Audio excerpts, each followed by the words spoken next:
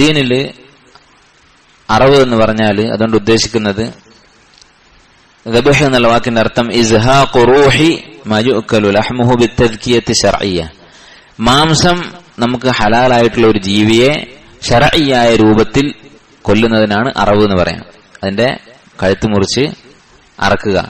അത് ശർഇയ്യായി ഇറച്ചി ഹലാലായിട്ടുള്ള മൃഗമാകണം. അപ്പൊ ഒരു നായനെ കൊല്ലുന്നതിന് ദബ്ഹ് എന്ന് പറയില്ല. നായൻ എങ്ങനെ വന്നാലും അതിന് ദബ്ഹ് എന്ന് പറയില്ല. അപ്പൊ ഈ ദബ്ഹ് രണ്ടു വിധത്തിലുണ്ട്. ദബ്ഹു ആദ വ ദബ്ഹു ഇബാദ. ആദത്തായിട്ടുള്ള ദബ്ഹ്, സാധാരണ ഇറച്ചി തിന്നാൻ വേണ്ടി നമ്മൾ അറക്കുന്നത്, അതാണ് ഒരു തരം.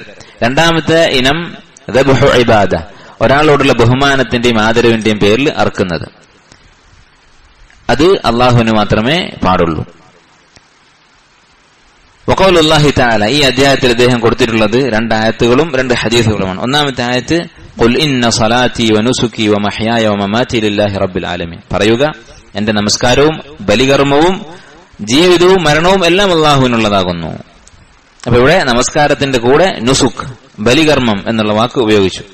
വഖൗലുഹു, അതുപോലെ അല്ലാഹു തആല പറഞ്ഞു ഫസല്ലി ലിറബ്ബിക വൻഹർ, നിന്റെ റബ്ബിന് വേണ്ടി നമസ്കരിക്കുക, ബലികർമ്മം നിർവഹിക്കുക, ബലിയർക്കുകയും ചെയ്യുക.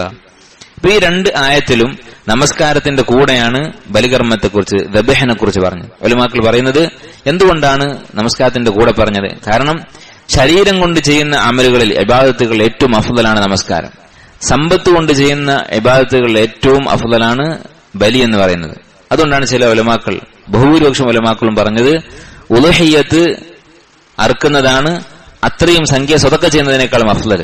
ഒരു മൃഗത്തെ വാങ്ങാനുള്ള പണം, അത്രയും തുക സ്വതക്ക ചെയ്യുന്നതിനേക്കാളും അഫ്ളൽ ഒരു മൃഗം വാങ്ങി ഉളുഹിയ്യത്ത് അറുക്കുന്നതാണ്.